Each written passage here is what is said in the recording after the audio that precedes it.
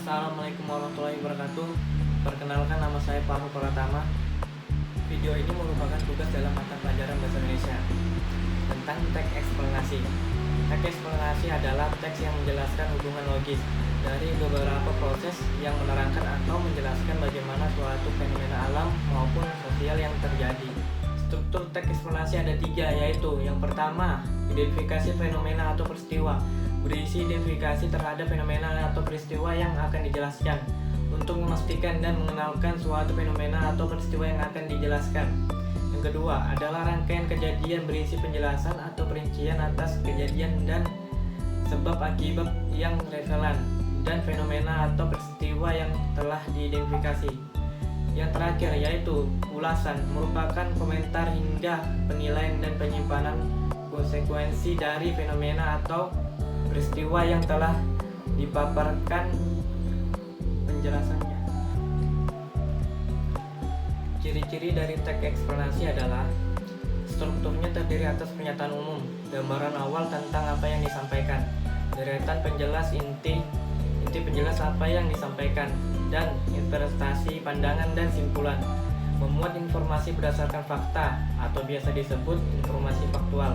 Faktualnya memuat informasi yang bersifat keilmuan. Untuk kadang-kadang teks eksplanasi yaitu teks eksplanasi yang menggunakan pola pengembang kronologis akan banyak menggunakan konjungsi kronologis seperti kemudian, akhirnya, selanjutnya, sekarang, sebelumnya, dan sejenisnya. Teks eksplanasi yang menggunakan pola pengembang kausalitas sebab akibat akan memiliki konjungsi kausalitas seperti sebab, karena, akibatnya, dan sejenisnya. Menggunakan kata penilaian atau teknis seperti industri, pariwisata, otomotif, sektor pertanian, dan sebagainya. Menggunakan kata fenomena seperti angin, tornado, tata surya, gerhana matahari, dan kerajinan tangan, dan sebagainya. Menggunakan kata kerja tindakan jika berisi suatu tindakan yang objeknya berupa alam atau fenomena sosial budaya seperti berpergian, berwisata, mengajak, berkunjung, dan berjalan-jalan. Cenderung lebih banyak menggunakan kata kalimat pasif. Kali ini saya akan menyampaikan teks eksplanasi dari fenomena wabah penyakit demam berdarah. Demam berdarah termasuk salah satu penyakit mematikan di dunia. Di Indonesia saja demam berdarah termasuk kasus yang sering ditemui. Banyak korban yang meninggal. Akibatnya penyakit inilah yang menyebabkan indikatornya. Demam berdarah merupakan suatu penyakit yang terjadi akibat infeksi virus dengue yang dibawa oleh nyamuk Aedes aegypti. Penyakit demam berdarah disebabkan oleh 2 faktor, yaitu faktor internal dan faktor eksternal. Untuk faktor internalnya yaitu daya tahan tubuh atau imunitas yang lemah. Daya tahan tubuh yang lemah biasanya terdapat pada kalangan anak-anak, apalagi yang belum diimunitas. Imunitas ini bertujuan untuk mencegah berbagai macam penyakit sedari kecil sehingga ketika tumbuh dewasa nanti daya tahan tubuh seseorang menjadi lebih kuat. Maka dari itu anak-anak lebih rentan terkena atau tertular penyakit demam berdarah. Akan tetapi bukan berarti kalangan anak-anak saja yang mudah terkena penyakit demam berdarah, melainkan kalangan masyarakat baik muda maupun tua. Ada faktor internal, ada pula faktor eksternal. Faktor eksternalnya adalah banyaknya genangan air akibat hujan yang tersebar di mana-mana, seperti di selokan yang mempat, kaleng-kaleng atau botol bekas atau fasilitas TPA yang kurang baik. Akibatnya tempat-tempat tersebut sering dijadikan tempat sebagai pengembangbiakan nyamuk Aedes aegypti. Gejala yang timbul akibat penyakit demam berdarah juga dapat dipelajari seperti beberapa contoh berikut. Mendadak demam tinggi selama 2-7 hari, tampak lesu serta suhu badan sekitar 38 derajat Celcius sampai 40 derajat Celcius atau lebih. 2. Tampak bintik-bintik merah pada kulit, dan jika kulit direnggangkan maka bintik merah itu tidak hilang. 3.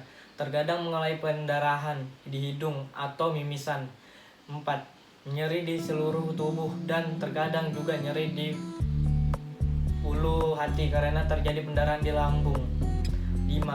Mengalami muntah darah dan BAB darah.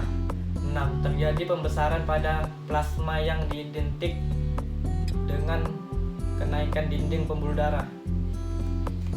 Ketika nyamuk betina menggigit atau menghisap darah orang, yang mengalami infeksi dengue, virus akan masuk ke dalam tubuh nyamuk.